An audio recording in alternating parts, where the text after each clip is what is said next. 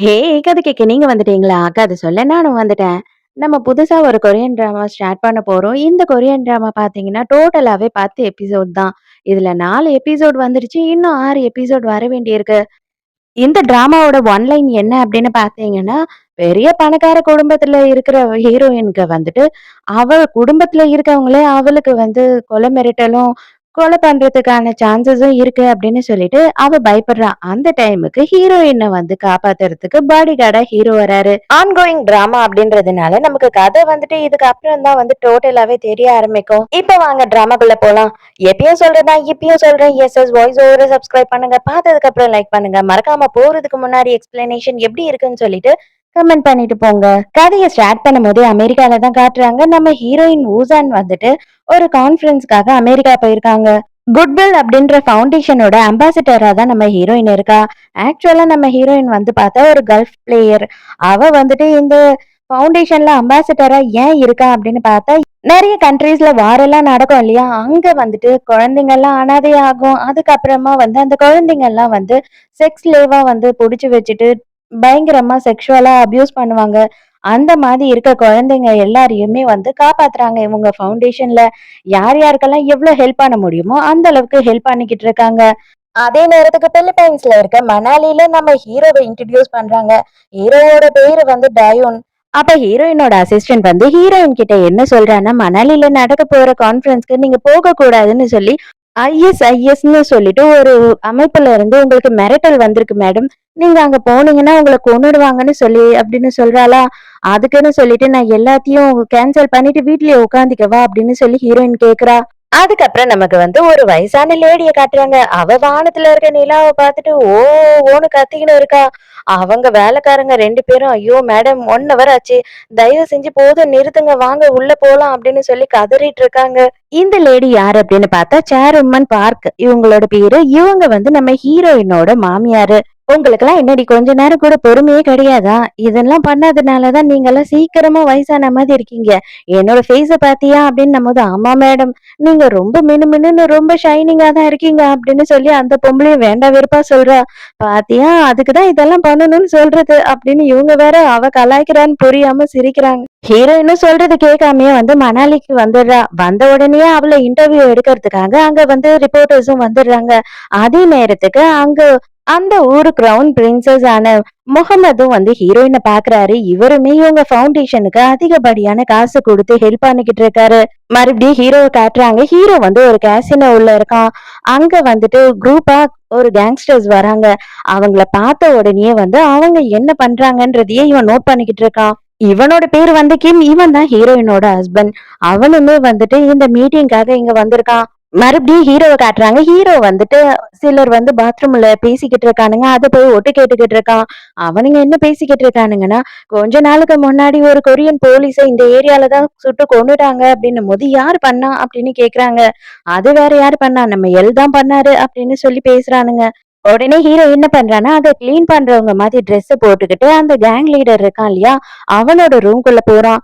அவன் என்ன பேசிக்கிட்டு இருக்கான்னா, இன்னும் கொஞ்ச நேரத்துல பணம் வந்துரும். பணம் வந்ததுக்கு அப்புறமா மத்ததெல்லாம் பாத்துக்கலாம் அப்படின்னு யார்கிட்டயோ சொல்லிக்கிட்டு இருக்கான்.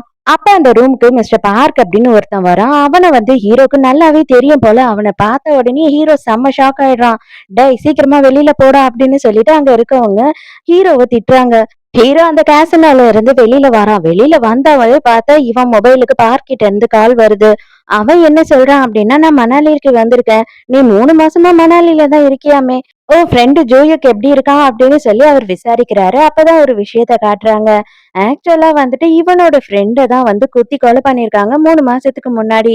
அந்த டைமுக்கு ஹீரோவுமே அவன் ஃப்ரெண்ட காப்பாத்துறதுக்காக வந்திருக்கான். அவனையுமே தூக்கி போட்டு பந்தாடிட்டு போயிட்டு இருக்கான் அந்த கொலைகாரன்.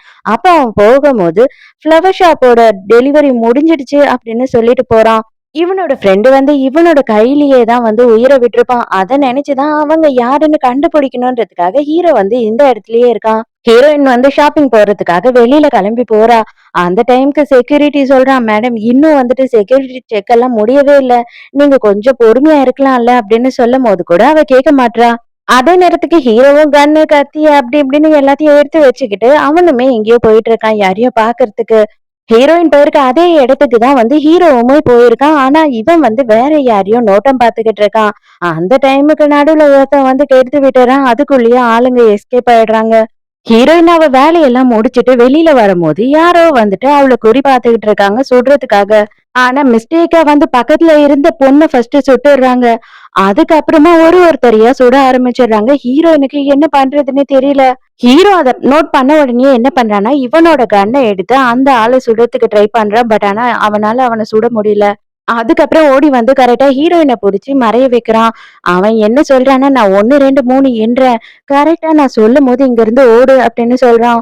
அவன் கண்டபடி சுட ஆரம்பிச்சுடுறான் எல்லாத்தையும். அதனால ஒரு கார்ல இருந்து பெட்ரோல் எல்லாம் லீக் ஆக ஆரம்பிச்சுடுதா. காருங்க வெடிக்கவே ஆரம்பிச்சுடுது. ஹீரோ என்ன பண்றான்னா, ஹீரோயின் வந்த கார்லயே அவள ஏத்திக்கிட்டு, இவன் மட்டும் கார ஓட்டிக்கிட்டு அங்கிருந்து போக ஆரம்பிச்சுடுறான். ரொம்ப தொலைவு போன உடனே கார் வந்து ஃபுல்லா புகை வந்து நின்னுடுது. இப்பதான் இவ கேக்குறா, "நீ யாரு? என்னோட செக்யூரிட்டி பெர்சன் நீ இல்லல்ல?" அப்படின்னு சொல்லி கேட்கும்போது, "நான் வந்துட்டு அந்த வழியா போயிட்டு இருந்தேன்" அப்படின்னு சொல்றான் ஹீரோ. இப்பதான் இந்த விஷயம் எல்லாமே புருஷன்காரனுக்கு தெரிஞ்சிருக்கு. வேக வேகமா ஓடிக்கிட்டு இருக்கான். எம்பசிக்கு ஃபோன் பண்ணுங்க. என்ன ஆச்சு? ஏதாச்சு? கார் எங்க இருக்குன்னு ட்ராக் பண்ண சொல்லுங்க அப்படின்னு சொல்லிட்டு இருக்கான். ஹீரோ கார ஓப்பன் பண்ணி ரெடி பண்றதுக்கு பாக்குறான். அப்ப வந்து இந்த ட்ராக்கிங் டிவைஸ கண்டுபிடிச்சிடுறான். இப்ப நம்மளால டவுனுக்கு உடனே போக முடியாது. ஏன் அப்டின்னா, உன்னோட கார்ல ட்ராக்கிங் டிவைஸ் கண்டுபிடிச்சேன். அதனால அவங்க உன்ன ஃபாலோ பண்ணி வந்துகிட்டு இருப்பாங்க. கண்டிப்பா இப்போதைக்கு நம்ம வந்து இந்த ட்ராக்கிங் டிவைஸ இங்கேயே வச்சுட்டு உடனே இங்கருந்து கிளம்பணும் அப்டின்னு சொல்றான்.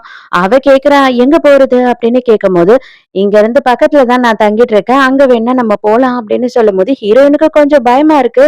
பட் ஆனாலும் அவளுக்கு வந்து வேற வழி இல்ல. ஃபோன் கொஞ்சம் தர முடியுமா? அப்படின்னு கேட்கிறா. இவனுமே ஃபோன எடுத்து தரான். யாருக்கு நீ கால் பண்ண போற? அப்படின்னு கேட்கும்போது, நான் போலீஸ்க்கு கூப்பிடுறேன் அப்படின்னு சொல்றா. போலீஸ்க்கு கூப்பிடுறேன்னா, தயவு செஞ்சு கால் பண்ணாத. ஏன் அப்படின்னா, கண்டிப்பா போலீஸ்லயும் அவங்களுக்கு ஆள் இருப்பாங்க. நீ எங்க இருக்கன்னு தெரிஞ்சதுன்னா, ஃபர்ஸ்ட் வர்றதே வந்து உன்ன கொலை பண்றதுக்கு ஆளுங்க தான் இருப்பாங்க அப்படின்னு சொல்றான். இவன் தங்கியிருக்க இடத்துக்கே கூட்டிட்டு போறான். ஹீரோயின் சொல்றா, "உனக்கு கையில அடிபட்டிருக்கு. ரத்தம் அதிகமா வருது" அப்படின்னு சொல்லும்போது, "அதெல்லாம் எனக்கு ஒண்ணும் ஆகாது. நான் பாத்துக்கிறேன்" அப்படின்னு சொல்லிடுறான். ஹீரோயின் உள்ள போனதுக்கு அப்புறம் ரொம்ப பயந்துடுறா. "ரொம்ப தேங்க்ஸ். நான் இங்கிருந்து கிளம்புறேன்" அப்படின்னு சொல்றா. "இது பாரு, நான் இப்பவும் சொல்றேன். நான் உனக்கு ப்ராமிஸ் பண்ணி குடுக்குறேன். என்னால உனக்கு பிரச்சனை வராது. ஆனா நீ வெளியில போனீன்னா உனக்கு பிரச்சனை இருக்கு" அப்படின்னு சொல்லும்போது, "நான் யாருன்னு உனக்கு தெரியுமா?" அப்படின்னு கேட்கிறா. "உன்ன கொரியன்காரன்னு எவனுக்கும் தெரியாம இருக்காது. உன்ன நல்லாவே எனக்கு தெரியும்" அப்படின்னு சொல்றான் இவன். "இன்னும் கொஞ்ச நேரத்திலேயே இங்கிருந்து உன்னை எம்பசிக்கு கொண்டு போய் நானே விட்டுர்றேன். நீ கவலைப்படாத. அது மட்டும் இல்லாம உனக்கு ரொம்ப நம்பிக்கையான யாருன்னா இருந்தா, அவங்களுக்கு மட்டும் கால் பண்ணி சொல்லு. அப்ப கூட அவங்களுக்கு லொகேஷன ஷேர் பண்ணாத" அப்படின்னு சொல்லிட்டு இவனோட மொபைல குடுத்துட்டு அவன் பாத்ரூம்க்கு போறான். அவனுக்கு கையில வந்துட்டு புல்லட் உராசிட்டு போனதுனால நல்லாவே அடிபட்டுருச்சு. அததான் கிளீன் பண்ணிக்கிட்டு இருக்கான். வெளியில வந்து கட்டு கட்டலாம் அப்படின்னு ட்ரை பண்ணிக்கிட்டு இருக்கான். அவனால முடியல. உடனே ஹீரோயின பார்த்துட்டு வந்து அவளே கட்டி விடுறா. "நீங்க யாருக்குன்னா கால் பண்ணீங்களா?" அப்படின்னு கேக்குறான். "இல்ல, என்னோட மொபைல்ல தான் எல்லாரோட நம்பரும் இருக்கு. எனக்கு வந்து யாரோட நம்பரும் ஞாபகம் இல்ல" அப்படின்னு சொல்லும்போது, "சரி, ஓகே, ஒண்ணும் பிரச்சனை இல்ல. 15 நிமிஷத்துல இங்க இருந்து நம்ம எம்பசிக்கு போயிடலாம்" அப்படின்னு சொல்றான். "இப்படியே தான் வரப்போறீங்களா என்ன? தயவு செஞ்சு உங்களோட ஃபேஸ் எல்லாம் கொஞ்சம் தொடச்சுக்கோங்க" அப்படின்னு சொல்லிட்டு டவல் குடுக்குறான். சரி, அப்ப ரொம்ப பிளட்டா இருக்கு போல, போய் வாஷ் பண்ணிடலாம் அப்படின்னு ஹீரோயின் போறா. அவ கரெக்ட்டா தடுக்கி விழறா. ஹீரோ புடிச்சிடுறான். அதுக்குள்ள ஹீரோக்கு என்ன தோணுச்சோ, ஏது தோணுச்சோ தெரியல. அவனே வந்து அவளுக்கு ஃபேஸ தொடச்சு விட ஆரம்பிச்சிடுறான். ஐயய்யோ! கொஞ்சம் ஓவரா தான் போயிட்டோமோ! அப்படின்னு சொல்லிட்டு அவ கையிலேயே வந்துட்டு அந்த டவல குடுத்துடுறான். அதோட புருஷன்காரன் பதறி அடிச்சுக்கிட்டு ஆம்பசிக்கு வந்து பாக்குறான். ஏன்னா ஹீரோயின் வந்துட்டா.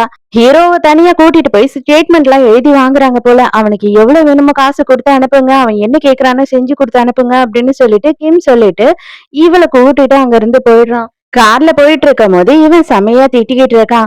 "உனக்கு வந்துட்டு கொலை மிரட்டல் வந்தது அப்படின்னு சொல்லும்போது, எதுக்காக நீ இங்க வந்த? எதுக்காக இந்த மீட்டிங் அட்டெண்ட் பண்ணணும்னு சொல்லிட்டு இவ்ளோ விடாப்பிடியா இருக்க?" அப்படின்னு சொல்லி பயங்கரமா திட்டிக்கிட்டு இருக்கான். அப்பவும் ஹீரோயின் என்ன பண்றான்னா, ஹீரோவோட ஷர்ட்ட எடுத்து போத்திக்கிட்டு அங்க பாட்டு படுத்து தூங்க ஆரம்பிச்சிடுறா. ஹீரோக்கு கால் பண்ண பார்க் இருக்கான் இல்லையா? அவன் வந்து எம்பசிக்கு வரான். அவன் வந்த உடனேயே வந்துட்டு, "விட்னஸ் எங்க?" அப்படின்னு கேட்கிறான். அப்ப இல்ல, அவர் ஸ்டேட்மெண்ட் குடுத்துட்டு போயிட்டாரு அப்படின்னு சொல்றாங்களா? அந்த ஸ்டேட்மெண்ட்ட வாங்கி பார்க்குறான். அதுல வந்து ஹீரோவோட பேரு போட்டிருக்குன்ன உடனேயே, ஹீரோ தான் இருக்குமோ அப்படின்னு இவனுக்கு டவுட் வருது. உடனே ஹீரோக்கு ஃபோன் பண்ணி பேசுறான். "இன்னைக்கு நைட்டு உன்ன பாப்போமா? நீ தானே வந்துட்டு ஓசோன காப்பாத்துன. நீ தானே வந்து ஸ்டேட்மெண்ட் எழுதி குடுத்துட்டு போன" அப்படின்னு சொல்லும்போது, ஹீரோவுமே ஆமான்னு சொல்றான். "சரிப்பா, இன்னைக்கு நைட்டு நீ என்ன வந்து பாரு" அப்படின்னு சொல்றான் பார்க்க. ஹீரோயின் ஹோட்டல் ரூம்ல வந்து குளிச்சுக்கிட்டு இருக்கா. ஆனாலுமே வந்து அவளுக்கு ஹீரோ அவன காப்பாத்துன ஞாபகம் தான் வந்துகிட்டு இருக்கு. அவ நேரா மாமியார பாக்கறதுக்காக போயிருக்கா. அவங்க என்ன சொல்றாங்கன்னா, நைட்டு நடக்கிற பார்ட்டில சைனா கம்பெனிக்கு வந்துட்டு இந்த காச குடுத்து எல்லாத்தையும் செட்டில் பண்ணு அப்படின்னு சொல்றாங்க. என்னால லஞ்சம்லாம் குடுக்க முடியாது அப்படின்னு சொல்லிட்டு, இவ வந்து ஒத்துக்க மாட்றா. அப்படின்னா உன் புருஷன பண்ண சொல்லு அப்படின்னு சொல்றாங்களா, அத வேணும்னா நீங்களே உங்க பையன்கிட்ட சொல்லுங்க. நான் ஏன் சொல்லணும் அப்படின்னு சொல்றா இவ. ஓ! உன்னோட கை அவ்ளோ சுத்தமா இருக்கணும் அப்படின்னு நெனச்சுக்கிட்டு இருக்கியா என்ன? ஏன்? உன்னோட பிரதர் வந்து ஊர்ல என்ன பண்ணிக்கிட்டு இருக்கான்? அவன கூப்பிட்டு இத நான் செய்ய சொல்லவா? அப்படின்னு சொல்லி நக்கல் அடிக்கிறாங்க. அதுக்கு இவ என்ன சொல்றான்னா, இது நானு, அது அவன். அவன் என்ன பண்றான், ஏது பண்றான் அப்படின்றதுல எனக்கு எந்த சம்மந்தமும் கிடையாது. எனக்கு எதுவும் தெரியவும் தெரியாது அப்படின்னு சொல்லிட்டு, என்னால முடியாதுன்னு அங்கிருந்து போயிடுறா. அப்ப அந்த இடத்துக்கு ஒருத்தர் வராரு. மேடம் என்ன ஆச்சு மேடம்? அப்படின்னும்போது, இத பாரு நீ எனக்காக ஒண்ணு பண்ணணும். எவ்வளவு சீக்கிரம் இவள கொல்ல முடியுமோ, அவ்வளவு சீக்கிரம் இவள கொன்னுடு அப்படின்னு சொல்றா மாமியாக்காரி. ஹீரோவ காட்டுறாங்க. ஹீரோ வந்து அவன் ஃப்ரெண்ட பத்தி நெனச்சுக்கிட்டு இருக்கான். ஆக்சுவலா இவனும் அவன் ஃப்ரெண்டும் பயங்கர க்ளோஸ் போல.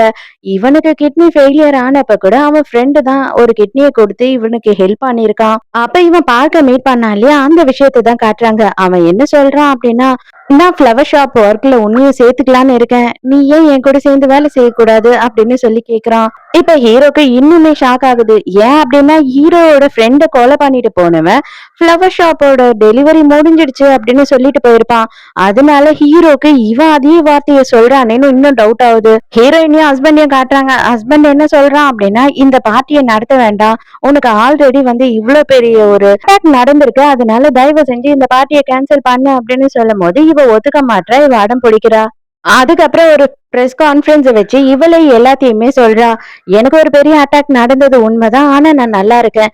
என்னை எவ்வளவு அளவு மிரட்டணும், என்ன பண்ணணும்னு நினைச்சாலுமே சரி, நான் இதுக்கப்புறம் வந்து பயப்படுற மாதிரி கிடையாது. நான் என்ன பண்ணணும்னு நினைக்கிறேனோ அதை நான் பண்ணிக்கிட்டு தான் இருப்பேன். அதை யாராலையும் தடுக்க முடியாது அப்படின்னு சொல்லி ரொம்ப போல்டா ஒரு ஸ்பீச்ச கொடுக்குறா. ஆனா புருஷன்காரனுக்கு இதெல்லாம் சுத்தமாவே பிடிக்கல. அதே நேரத்துக்கு மாமியாக்காரி காண்டாயி டிவி கீவி எல்லாம் தூக்கி போட்டு உடைச்சிடுறா. இவ என்னதான் நினைச்சுக்கிட்டு இருக்கா? இவ ஏன் இப்படி எல்லாம் நம்மள டார்ச்சர் பண்றா? அப்படின்னு சொல்லி கத்திக்கிட்டு இருக்கா பயங்கரமா. அப்ப அந்த இடத்துக்கு வந்து ஒரு குட்டி பையனும் அவனோட அம்மாவும் வராங்க. அந்த குட்டி பையன் ஆன்ட்டி ஆன்ட்டின்னு ஹீரோயின் கிட்ட நல்லாவே பேசிக்கிட்டு இருக்கான்.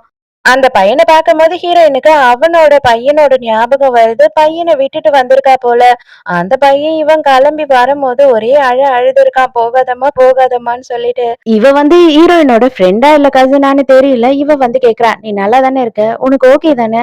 நீ ரொம்ப பயந்துட்டியா?" அப்படின்னு சொல்லி கேட்கும்போது, "அதெல்லாம் ஒண்ணும் இல்ல. இப்போதைக்கு நான் ஒண்ணும் பிரச்சனை இல்ல. நான் நல்லா தான் இருக்கேன்." அப்படின்னு சொல்றா ஹீரோயின். ஹீரோயினும் புருஷன்காரனும் பார்ட்டிக்கு ரெடி ஆகி இப்பதான் வராங்க. வரும்போது வந்து பார்க் வந்து இனிமே இவரு தான் உங்களோட செக்யூரிட்டி கார்டு அப்படின்னு சொல்லி புதுசா ஒருத்தரை இன்ட்ரடியூஸ் பண்ணி வைக்கிறாரு.